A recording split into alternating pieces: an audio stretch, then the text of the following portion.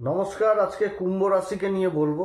কুম্ভ রাশির ক্ষেত্রে গ্রহদের অবস্থান 23 তারিখ থেকে একদম ডিসেম্বরের 5 তারিখ পর্যন্ত এই কয়েকটা দিন কুম্ভ রাশিকে বিশেষ কিছু দিক থেকে সাবধানে থাকতে হবে, না তো অনেক দিক থেকে কিন্তু ঝামেলা পোহাতে হতে পারে কুম্ভ রাশিকে। কারণ গ্রহদের এরকমই কিন্তু অবস্থান হতে যাচ্ছে। গ্রহ কর্মের ঘরে অবস্থান করছে, কর্মের ঘর যথেষ্ট অ্যাক্টিভ থাকবে এটা ঠিক, কিন্তু যে নক্ষত্রগুলো পাচ্ছে সেই নক্ষত্রগুলো বিশেষভাবে প্রভাবিত করবে কুম্ভ রাশিকে। অতএব এই কয়েকদিন বিশেষভাবে সাবধান বিভিন্ন ক্ষেত্রে। তবে যে শুধু ক্ষতি করবে সেটাও না, লাভও আসবে, অনেক দিক থেকে লাভ আসবে, কিন্তু বিশেষ কিছু দিক থেকে সাবধানে থাকতে হবে কুম্ভ রাশিকে। তো যাই হোক, সেগুলোই তুলে ধরবো যে কোন দিক থেকে সাবধানে থাকতে হবে, কোন বিশেষ উপাচার করতে হবে এবং কোন দিক থেকে আবার লাভও আসবে সেগুলোও তুলে ধরবো। তো অনুষ্ঠানটি শুরু করার আগে সবার প্রথম বলি যে এটা গ্রহদের গোচরের উপর এবং চন্দ্র রাশি অনুসারে বলা হচ্ছে। এবং তার সাথে বলবো, যদি অনুষ্ঠানটি সত্যিই ভালো লাগে তাহলে লাইক শেয়ার কমেন্ট অবশ্যই করবেন। তো যাই হোক, অনুষ্ঠানটি শুরু করছি। কর্মের ঘরে সূর্য অবস্থান করছে।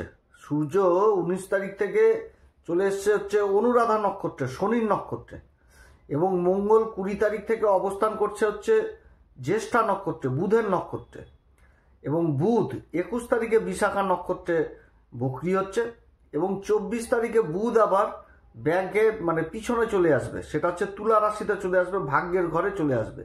সেখানটাতে শুক্রের সাথে জুতি তৈরি হবে। শুক্র 26 তারিখে রাশি পরিবর্তন করে আবার কর্মের ঘরে আসবে। তাহলে কর্মের ঘরে শুক্র, সূর্য এবং মঙ্গলের জুতি হচ্ছে। এখানটাতে শুক্র কিন্তু বিশাখা নক্ষত্রেই থাকবে।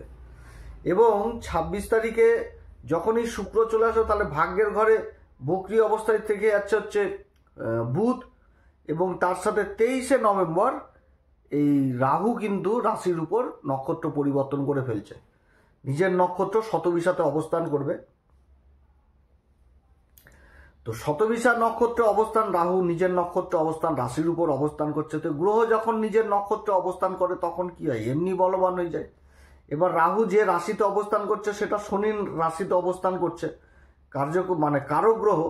তো এখানটাতে যেরকম নিজের বলে বৃদ্ধি করবে সেরকম কিন্তু শনির বলেও বৃদ্ধি করবে।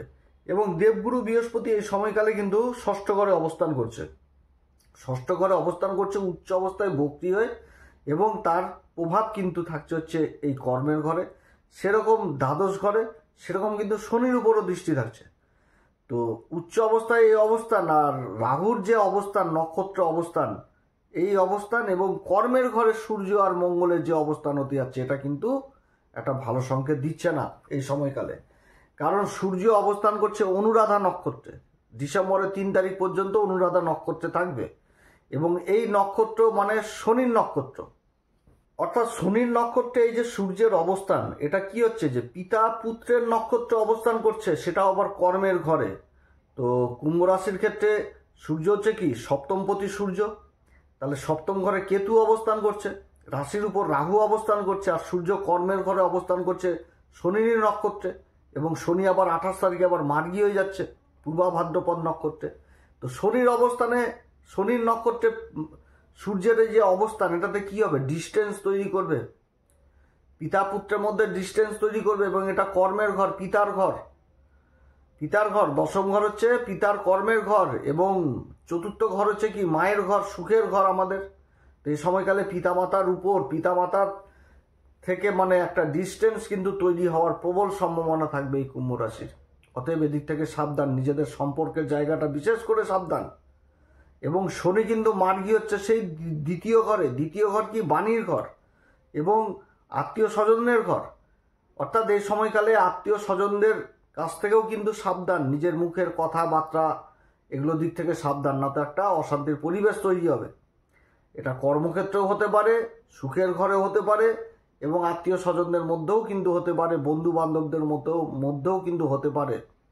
কারণ সূর্য কর্মের ঘরে অবস্থান করছে, তার দৃষ্টি কিন্তু চতুর্থ ঘরে থাকছে। তো চতুর্থ ঘর কি বন্ধু বান্ধবদেরও তো ঘর, মায়ের ঘর, সুখের ঘর। ভৌতিক সুখ নষ্ট করবে, ডিস্টেন্স জিনিসটা চলে আসবে। এবং তার সাথে এই ভস্যে ঘি ঢালার মতন কাজ করবে হচ্ছে মঙ্গলের অবস্থান। মঙ্গল থাকছে জ্যেষ্ঠা নক্ষত্রে। তো জ্যেষ্ঠা নক্ষত্রটা হচ্ছে এমন একটি নক্ষত্র, এটা তো চ্যালেঞ্জের নক্ষত্র, সংঘর্ষের নক্ষত্র জ্যেষ্ঠা নক্ষত্র। এর উপরের অংশকে বলা হয় কি আক্রমণ, আর নিচের অংশকে বলা হয়, নিচের যে আবৃত অংশ সেটাকে বলা হয় রক্ষা হেতু। এবং এটা চ্যালেঞ্জের নক্ষত্র, এর অধিপতি হচ্ছে ইন্দ্রদেব। তো এই সময়কালে কিন্তু কর্মের দিকেও কিন্তু কুম্ভ রাশি বিশেষভাবে চিন্তিত থাকবে, কারণ ইন্দ্র হচ্ছে কি রাজা। তো রাজা ইন্দ্র চিন্তা তো করে যে কোন সময় ব্রহ্মাদেব আর ভোলে বাবা বর দিয়ে দিবে, তখন সিংহাসন নিয়ে টানাটানি, অর্থাৎ নিজের কর্মের দিকেও কিন্তু বিশেষভাবে চিন্তিত থাকবে এই সময়কালে কুম্ভ রাশি। এবং রাশির উপর দৃষ্টি থাকছে মঙ্গলের, মঙ্গল অবস্থান করছে জ্যেষ্ঠা নক্ষত্রে, জ্যেষ্ঠা বুধের নক্ষত্র। বুধের সাথে সম্পর্ক কি মিত্রতা না, তো এখানে তো মিত্রের সম্পর্ক আসছে না। শত্রুর নক্ষত্রে মঙ্গল অবস্থান করছে এই জ্যেষ্ঠা নক্ষত্রে। এই নক্ষত্রের আরও একটি মূল স্বভাব রয়েছে, সেটা হচ্ছে কি প্রোটেস্ট করে দেওয়া। কিন্তু এই নক্ষত্রের আবার আরও বড় ভালো গুণ রয়েছে, সেটাও না, যেমন উচ্চ আধিকারিক পদ, এগুলো কিন্তু এই নক্ষত্র বুঝায়। কারণ যে সিম্বল সেটা হচ্ছে কি ছাতা, ছাতা কিন্তু সবসময় গণ্যমান্য ব্যক্তির মাথাতেই ধরা হয়। অর্থাৎ চ্যালেঞ্জের মুখোমুখি হয়ে, চ্যালেঞ্জকে অ্যাকসেপ্ট করে, সংঘর্ষ করে নিজেকে একদম উঁচুতে নিয়ে যাওয়া। কিন্তু কর্মের ঘরে এটা যোগ হচ্ছে, যোগটা যথেষ্ট ভালো। কিন্তু রাশির উপর তো রাহু অবস্থান করছে, এই মঙ্গলের দৃষ্টিতে থাকবে রাহুর উপরে। রাহুতে এমনিতেই তো রাশিকে প্রভাবিত করবে। শতবিশা নক্ষত্র, এর আগের ভিডিওতে বলেছিলাম, যেরকম ভালো গুণ যদি পায়, ভালো সংস্পর্শ যদি পায়, তাহলে জীবনে এরা খুবই দাঁড়িয়ে যায়। আর যদি বদ সঙ্গ পেয়ে যায়, তাহলে নেশা ভাঙ অনেক রকম কর্মকাণ্ড করে ফেলে জীবনে, যেটা নেগেটিভ হয়ে যায় এদের জীবনে। জীবনের লাইন অন্যদিকে চলে যায়, অন্য মাত্রায় চলে যায়। তো এখানটাতে রাহুর উপর মঙ্গলের দৃষ্টি থাকছে, তা আবার কি জ্যেষ্ঠা নক্ষত্রে মঙ্গল অবস্থান করছে। অর্থাৎ এই অবস্থানটা কুম্ভ রাশির জন্য যথেষ্ট ভালো না। একটুতেই মাথা গরম করে ফেলবে, ডিসিশন নিতে ভুলভাল ডিসিশন নিবে, কোথায় কি বলতে হবে সেগুলো জ্ঞান হারিয়ে ফেলবে, গুরুজনকে শ্রদ্ধা ভক্তি করবে না, অশ্রদ্ধা করবে, নিজেকেই 100%, নিজেকেই সর্বজান্তা এগুলো মনে করবে। কারণ মঙ্গল থেকে তো এগুলোই আসে, অত্যধিক সাহস চলে আসে, অত্যধিক ক্রোধ চলে আসে, জেদ চলে আসে, রাগারাগি, মাথা গরম, বাগবিতণ্ডা, অশান্তি কিন্তু এগুলো হয়ে যায়, চট করে মাথা গরম করে ফেলা। এবং সবথেকে বড় জিনিসটা হচ্ছে এই সময়কালে যে ধৈর্য হারিয়ে ফেলা। রাশির উপর তো রাহু অবস্থান করছে, রাহুর উপর মঙ্গলের দৃষ্টি, মানে একটা বিস্ফোরক যোগ হয়ে গেল এখানটাতে, যে অতি সহজে নিজের উপর নিজের কন্ট্রোল ক্ষমতা হারিয়ে ফেলা, যে একটুতেই অধৈর্য হয়ে যাওয়া, মাথা গরম করে নেওয়া ফেলা, ডিসিশন ভুলভাল নিয়ে ফেলা, এরকম কিন্তু হওয়ার সম্ভাবনা থাকবে এই সময়কালটুকু।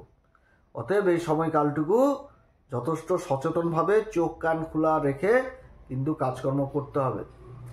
এবং এটা টোটালটাই কিন্তু সম্পর্কের মধ্যে চলে এসছে, কারণ মঙ্গলের চতুর্থ দৃষ্টি রাশির উপরে পড়ছে, সেরকম সপ্তম দৃষ্টি চতুর্থ ঘরে পড়ছে। চতুর্থ ঘরটা কি মায়ের সাথে সম্পর্ক, বন্ধু বান্ধব, সমাজ। রাজনীতিবিদদের জন্য বিশেষভাবে মানে খুবই খারাপ অবস্থান হবে, যদি বিশ্বাস করে ফেলে কাজের জায়গায় হাত তুলে দিবে, অশান্তি গণ্ডগোল হওয়ার সম্ভাবনা থাকবে। আবার মঙ্গলের অষ্টম দৃষ্টি পড়ছে একদম পঞ্চম ঘরে, পঞ্চম ঘরে পিতার সাথে সন্তানের বিচ্ছেদ বা ডিস্টেন্স, এই জিনিসটা উঠে আসছে। মনোমালিন্য হওয়া বা সন্তানের জেদ রক্ষা করতে করতে পিতামাতার অবস্থা খারাপ হয়ে যাওয়া, জেদ যথেষ্ট বৃদ্ধি পেয়ে যাবে, এগুলো জিনিস হওয়ার সম্ভাবনা থাকবে। শিক্ষার দিকে, শিক্ষার জায়গা, শিক্ষার ঘরে কিন্তু মঙ্গলের অষ্টম দৃষ্টি থাকছে, শিক্ষার দিক থেকে একটা সংঘর্ষর জিনিস উঠে আসা, একটুতে নিজেকে সর্বজ্ঞানী বা সর্বজান্তা বা নিজের কাজকর্ম বা শিক্ষার থেকে দূরে সরে যাওয়া, মোবাইল কম্পিউটার এগুলোর উপর মাথা বেশি দেওয়া, এগুলো জিনিসও কিন্তু উঠে আসছে এই সময়কালে এই কুম্ভ রাশির। অতএব এই জায়গাগুলো বিশেষভাবে কন্ট্রোল, এবং তার সাথে কি যে নিজের মুখের বাণী, নিজের মুখের ভাষা, এগুলোও কিন্তু বিশেষভাবে প্রভাবিত করবে। কারণ শনি মার্গী হচ্ছে, আর শনির নক্ষত্রে এই সিংহ সূর্য অবস্থান করছে, সূর্য তো সপ্তমপতি। দাম্পত্য জীবন মানে যে কোনো সম্পর্কের জায়গাটা বিশেষভাবে এখানটাতে প্রভাবিত হচ্ছে। যেখানেতে কর্ম মানে কাজ করবে সেখানেতে বসের সাথে সম্পর্ক, যেখানে কাজ করবে সেখানেতে কলিগের সাথে সম্পর্ক, এগুলো বিশেষভাবে প্রভাবিত হবে, যার জন্য হওয়া কাজ কিন্তু বিগড়ে যাবে। অতএব এদিক থেকে কিন্তু বিশেষ সাবধান, বিশেষভাবে সাবধান, না তো কিন্তু অসুবিধা পোহাতে হবে কুম্ভ রাশিকে। তো এই সম্পর্কের জায়গা, ভালো জায়গাটা হচ্ছে কি যে বিদেশ সংক্রান্ত কাজগুলো যথেষ্ট ভালো হবে, বিদেশ সংক্রান্ত কাজগুলো যথেষ্ট ভালো হবে। অনুরাধা নক্ষত্র বিদেশ জিনিসটাকে বুঝায়, অর্থাৎ বিদেশি কোনো প্রজেক্ট হাতে পেয়ে যাওয়া, বা বিদেশে যারা ইম্পোর্ট এক্সপোর্টের কাজগুলো করছেন সেই জিনিসগুলো হয়ে যাওয়া, কর্মক্ষেত্রে প্রমোশন বৃদ্ধি পেয়ে যাওয়া, প্রমোশন পেয়ে যাওয়া, কর্মসূত্রে বিদেশ যাত্রা হওয়া, এগুলো হওয়ার প্রবল সম্ভাবনা থাকছে। আর খারাপ জিনিস এগুলো সন্তানের জেদ, তারপরে নিজের কথাবার্তা, একটা ইগো ভাব, এগুলো আসবে। বন্ধু বান্ধবদের সাথে একটা বিচ্ছেদ সম্পর্ক হয়ে যাওয়া, এগুলো কিন্তু হওয়ার সম্ভাবনা থাকবে এই সময়কালে। এবং কর্মক্ষেত্রে বিশেষভাবে বসের সাথে সম্পর্ক, এগুলো উঠে আসছে এই সময়কালে। বেআইনি পথ, বেআইনি ইন্টেনশন, এগুলোও কিন্তু উঠে আসছে। শর্টকাট পদ্ধতি, এগুলো কিন্তু প্রভাবিত করবে কুম্ভ রাশিকে এই সময়কালে। অতএব এদিক থেকে বিশেষভাবে সাবধান। তবে ডিসেম্বরের 5 তারিখে যখন দেবগুরু বৃহস্পতি আবার চলে আসবে পঞ্চম ঘরে, তখন থেকে একদম লাখ ফিরতে শুরু করবে এই কুম্ভ রাশির। মানে অনেক উঁচুতে উঠবে জীবনে, সমস্ত কিছু লাভ করবে। বক্রি অবস্থায় পঞ্চম ঘরে অবস্থান দেবগুরু বৃহস্পতির। দেবগুরু বৃহস্পতি যখনই বক্রি অবস্থায় পঞ্চম ঘরে 5ই ডিসেম্বর থেকে প্রবেশ করবে, তখন ভাগ্যের ঘরকে দেখবে, লাভের ঘরকে দেখবে, এবং রাহুর উপর পুনরায় রিসিভ চলে আসবে। এবং রাহু তো শতবিশা নক্ষত্রে থাকছে, তখন মানে রাহু শনি সম্পূর্ণভাবে দেবগুরু বৃহস্পতির আয়ত্তে আসবে। এবং পঞ্চম ঘরে দেবগুরু বৃহস্পতি অতি বিশিষ্ট কারক হয়ে যাবে বক্রি অবস্থায়। অর্থাৎ যথেষ্ট ভালো সময় হয়ে যাবে এই সময়কালে, যথেষ্ট ভালো সময় হয়ে যাবে। এরপরে কিন্তু আবার রাশি পরিবর্তন করবে গ্রহগুলো, গ্রহদের রাশিগুলো পরিবর্তন হবে। সূর্যের নক্ষত্র পরিবর্তন হয়ে যাবে ডিসেম্বরের 3 তারিখে, চলে আসবে জ্যেষ্ঠা নক্ষত্রে। সেরকম মঙ্গলেরও তো একটা পরিবর্তন হয়ে যাবে, ভালো অবস্থান হতে যাচ্ছে। বুধের অবস্থান চেঞ্জ হয়ে যাবে। বুধ 30 তারিখে মার্গী হবে। 30 তারিখে মার্গী হয়ে যাচ্ছে বুধ। 5ই ডিসেম্বর রাশি পরিবর্তন করে নেবে আবার বুধ। তারপরে শুক্র 26 তারিখ থেকে অবস্থান করছে। তো অনেকগুলো পরিবর্তন হয়ে যাবে এর মধ্যে। কিন্তু এই শনির নক্ষত্রে সূর্যের অবস্থান এবং মঙ্গলের এই বুধের নক্ষত্র অবস্থান, এটা কিন্তু মোটেও ভালো না এই কুম্ভ রাশির ক্ষেত্রে। যে পরিবর্তনটা হচ্ছে, এটা সম্পর্ক বিচ্ছেদের পরিবর্তন, সম্পর্ক খারাপ হয়ে যাওয়ার পরিবর্তন। যেখানে উঠা বসা করবে সেখানটাতে অশান্তি গণ্ডগোল হওয়ার পরিবর্তন, এগুলো কিন্তু দেখাচ্ছে কুম্ভ রাশির। অতএব এদিক থেকে বিশেষভাবে সাবধান। এ সময়কালে কোন উপাচার করবে? প্রত্যেকদিন হনুমান চল্লিশা, বজ্রবান, শ্রীরাম সীতা প্রণাম মন্ত্র সহকারে পাঠ করবেন। সূর্যদেবকে অর্ঘ্য দিবেন। মঙ্গলবার দিন বজরংবলীকে সিঁদুর দান করবেন, জটাওয়ালা নারকেল দান করবেন। এবং তার সাথে বলবো বাড়িতে সরস্বতী যন্ত্র এবং সূর্য যন্ত্র স্থাপন করবেন, যথেষ্ট কাজে দেবে। এবং এই যন্ত্র আমাদের ইউটিউবে প্রোডাক্ট বলে একটি অপশন রয়েছে, সেখানটাতে আপনারা মানে নিজেদের বাজেটের মধ্যে পেয়ে যাবেন। দেখবেন এই দুটি যন্ত্র বাড়িতে স্থাপন করবেন। যারা রাহুজনিত সমস্যা এবং সূর্য গ্রহণ যোগ, তারা কিন্তু বিশেষভাবে উপকৃত হবেন। তো যাই হোক, অনেক কথা আলোচনা করলাম। এরপরে আবার আসবে একটি নতুন পর্ব নিয়ে। নমস্কার, ধন্যবাদ।